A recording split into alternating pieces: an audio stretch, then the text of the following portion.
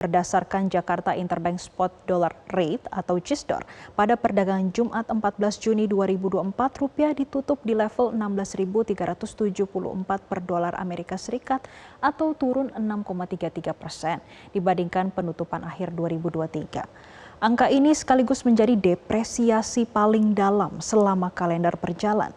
Di sisi lain, kinerja dolar terhadap mata uang lainnya yang tercermin dari indeks dolar tercatat menguat 0,63% dalam sepekan. Hal ini menyusul kebijakan Bank Sentral Amerika Serikat, The Federal Reserve, yang mengindikasikan pemangkasan suku bunga acuan hanya satu kali di akhir tahun 2024 sebanyak 25 basis poin. Selain itu, investor juga khawatir pada kebijakan belanja pemerintah Indonesia, terutama pada periode 2024 hingga 2029. Lalu bagaimana dampak depresiasi rupiah pada dunia usaha? Apakah dampak terhadap dunia usaha nanti akan merembet dan dirasakan oleh masyarakat? Untuk membahasnya kami sudah terhubung dengan Zoom dengan Ketua Umum Apindo Sinta W. Kamdhani. Selamat pagi Bu Sinta. Selamat pagi, Bu Sinta, salam sehat. kita lihat depresiasi nilai tukar rupiah bahkan tadi pada pembukaan perdagangan di 16.400. Bagi dunia usaha apa ini artinya Bu? Dampaknya seperti apa Bu? Ya, jadi depresiasi rupiah ini secara umum tentu saja melemahkan produktivitas dan daya saing industri ya. Jadi ada dua dampak sebenarnya terhadap iklim usaha, yaitu yang pertama peningkatan jelas beban operasi usaha, khususnya beban procurement, bahan baku, bahan penolong import, beban logistik dan supply chain usaha, dan beban financing juga ya, financing untuk suku bunga pinjaman dalam negeri ataupun beban debt repayment pinjaman usaha dalam mata uang asing. Itu yang pertama. Yang kedua, kita juga melihat penurunan pertumbuhan penjualan pasar. Pelaku usaha di beberapa sektor ini sudah menyatakan adanya stagnasi pertumbuhan penjualan pasar sejak akhir tahun lalu.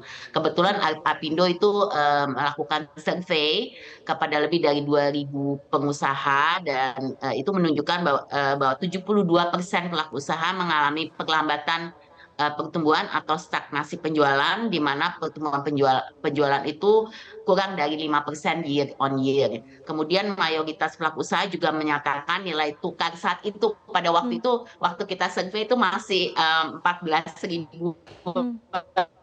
ya. Itu lebih dari 54% pelaku usaha itu berharap bisa di bawah dari 14.000 karena tidak kompetitif. Kemudian kita juga melihat bahwa memang ini pengaruh kepada inflasi kebutuhan pokok, depresi rupiah juga turut menciptakan andil pelemahan pertumbuhan konsumsi pasar di sektor real. Nah, kombinasi dari kedua dampak ini menyebabkan kinerja usaha existing cenderung turun karena beban usaha yang lebih tinggi dan semakin juga mungkin mendiscourage ya investasi atau perluasan usaha di dalam jangka pendek. Bu Sinta, dari Apindo sendiri melihat sektor apa Bu yang paling terdampak dengan depresiasi nilai tukar rupiah, ditambah tadi ada pernyataan 72% menyatakan stagnasi bahkan tidak ada pertumbuhan dan juga melambat begitu Bu? Ya, jadi kita melihat bahwa memang kalau dilihat dari sektor-sektor ya yang ada, memang ini pengaruhnya ini kebanyakan kepada sektor padat karya ya. Jadi memang kalau dilihat manufaktur padat karya yang berorientasi ekspor itu ini pengaruhnya tentu saja kita udah lihat seperti contohnya TPT ya. TPT itu memang sudah lemah market share-nya akibat jadi di pasar akibat impor ilegal maupun penurunan daya saing ekspor di pasar besar seperti pasar-pasar EU dan kompetitor dagang di pasar ekspor. Jadi memang demand-nya baik di dalam negeri maupun luar negeri juga menurun. Nah, depresiasi rupiah ini tentu saja semakin menekan ya, karena harus bersaing juga dengan negara-negara yang memiliki tingkat depresiasi mata uang yang lebih shallow daripada Indonesia, seperti contohnya Vietnam. Nah, ini juga kita melihat juga sektor-sektor usaha dengan kebutuhan import bahan baku Hmm. atau penolong tinggi tanpa adanya dukungan supply chain yang substantif untuk jadi sebagai substitusi importnya tuh tidak ada di dalam Ya. negeri. Nah, ini juga berpengaruh ya seperti otomotif, elektronik, farmasi atau alkes, logistik. Nah, ini tentu saja sektor-sektor seperti ini akan berpengaruh dan memang kalau ditanya dari segi penurunannya sampai sejauh mana, ya pastinya nanti ini bertahap ya. Jadi Hmm. probabilitas misalnya terjadinya PHK di industri tersebut memang nggak akan terjadi langsung gitu loh. Jadi ini pasti akan bertahap. Tapi kalau TPT kita sudah lihat memang sudah signifikan ya dampaknya PHK. Jadi ini sebenarnya tidak semata-mata karena depresiasi pelemahan nilai Hmm. rupiahnya, tapi ini tentu saja menambah lagi beban yang sudah dihadapi oleh pelaku usaha. Dan kita juga melihat depresiasi rupiah terus bisa berlanjut dan bisa berimbas pada inflasi kebutuhan pokok masyarakat. Nah, potensi pasar industri ini akan turun dan membuat industri manufaktur nasional yang berorientasi pasar domestik pun akan tertekan produktivitasnya untuk mempertahankan tenaga kerja yang existing. Oke. Bu Sinta, tadi Ibu menyampaikan kalau kita masih bergantung pada impor terutama bahan baku ya Bu. Apakah saat ini dunia usaha sudah ada menaikkan untuk biaya produksi ataupun sudah ada lonjakan Bu dari biaya produksi itu sendiri? Ya, jadi kalau kita lihat kalau kita lihat depresiasi nilai tukar dihitung dari awal tahun ya, sebagian besar itu sudah menyesuaikan harga pokok penjualan di kuartal pertama 2024 karena pada waktu itu sudah di atas 15.500 ya. Jadi basis perhitungan pada kuartal 4 2023 untuk 2024 sudah terjadi cukup lama dan Hmm. mempengaruhi HPP pada siklus produksi sebelum event Lebaran. Nah, bila depresiasi nilai tukar dihitung dari 1 bulan terakhir, umumnya belum ada adjustment lagi karena biasanya perusahaan akan menyesuaikan HPP itu berdasarkan siklus produksi. Jadi bila depresiasi rupiah terjadi lebih lama dan Hmm? mengaruhi beban siklus produksi berikutnya, nah HPP-nya baru akan disesuaikan Hmm. kembali. Akan tetapi ada juga sektor usaha yang tidak dapat menyesuaikan HPP dengan Hmm. luasa karena keterbatasan daripada karakter pasar seperti industri farmasi, khususnya untuk produk obat-obatan yang konsumen terbesarnya adalah pemerintah atau government procurement. Jadi ada beberapa yang memang nggak bisa adjust. Oke, baik. Nanti saya akan bertanya, Bu, terkait bagaimana nanti dampaknya terhadap masyarakat dan intervensi apa yang perlu dilakukan pemerintah melihat depresiasi nilai tukar rupiah dan sejauh mana sih confident dari para pengusaha melihat adanya depresiasi ini. Tapi kita tahan dulu, pemirsa, usai jeda kami masih akan melanjutkan dialog bersama Ketua Umum Apindo. Tetaplah bersama kami. Terima kasih pemirsa, Anda kembali menyaksikan Zona Bisnis dan saat ini kami kembali mengajak Anda untuk berdialog bersama Ketua Umum Apindo, ada Ibu Sinta Wekamdani. Kita akan melanjutkan dialog, Bu, terkait dengan depresiasi nilai tukar rupiah. Bu, tadi menyampaikan kalau HPP beberapa sektor sudah naik, namun beberapa sektor memang tidak bisa menaikkan. Sekarang pertanyaannya, Bu, apakah ini nanti akan merembet kepada masyarakat? Dampak dari depresiasi ini?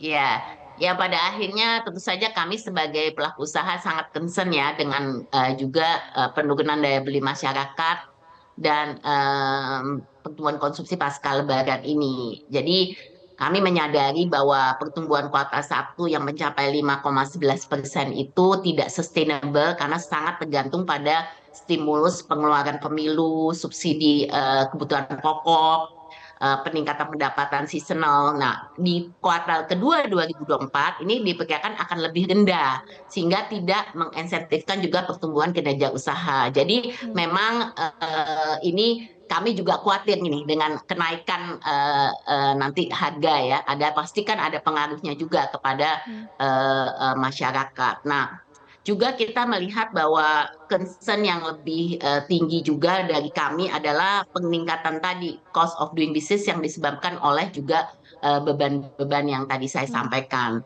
Nah, ini juga ada pengaruhnya pasti ya nantinya secara tidak langsung kepada masyarakat juga. Nah, sektor perbankan juga kita melihat menyampaikan pertumbuhan loan to deposit ratio-nya kan melambat dan tidak sesuai dengan ekspektasi di awal tahun ya. Ini mengidentifikasikan kembali pertumbuhan daya beli dan kesejahteraan masyarakat yang stagnan atau turun. Jadi ini sebenarnya yang menjadi kekhawatiran kami. Bu, ini terkait dengan tadi bagaimana dampaknya ke masyarakat, terutama harga yang nanti akan harus dibayarkan dan juga terkait dengan daya beli. Saya mau tanya Bu, terkait dengan realisasi investasi dan juga bagaimana nanti dampaknya terhadap penciptaan lapangan kerja, Bu? Ya, jelas kalau ini ya ada dampaknya kepada masuknya nanti ya investasi baik itu domestik maupun asing. Tadi kan saya sudah katakan itu berdampak pada perluasan usaha juga.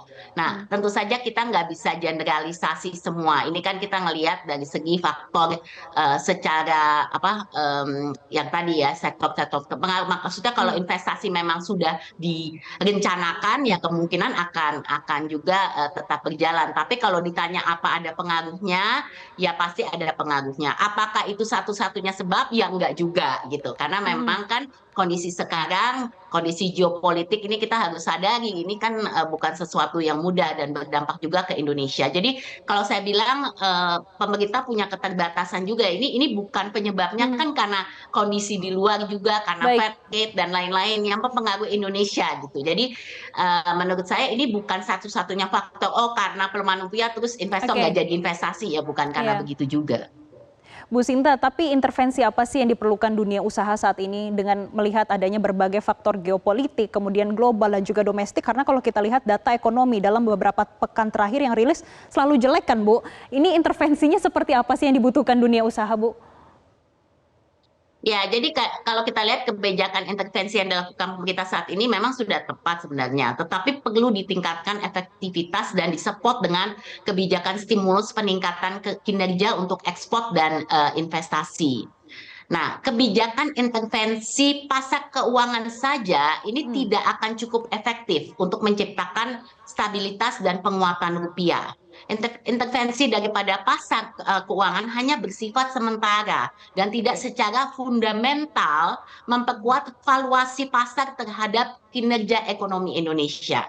Ini terbukti dengan posisi juga yield surat utang pemerintah yang terus naik dalam 1 bulan terakhir ini menjadi 7,14% atau yang tertinggi sejak April 2024 untuk 10 tahun bond RI ya. Nah, kondisi ini mengindikasikan rendahnya persepsi pasar global terhadap produktivitas atau potensi pertumbuhan ekonomi nasional sehingga minat terhadap bond RI juga relatif rendah. Bila dipaksakan, Indonesia ini bisa terjebak pada peningkatan debt ratio dalam mata uang asing. Karena itu, pemerintah perlu menciptakan stimulus peningkatan produktivitas real untuk penerimaan falas yang lebih besar melalui peningkatan kinerja ekspor dan FDI. Nah, secara realistis, pemerintah incumbent memiliki banyak keterbatasan untuk mengendalikan depresiasi nilai tukar karena juga kita lihat transisi pimpinan dan lain-lain.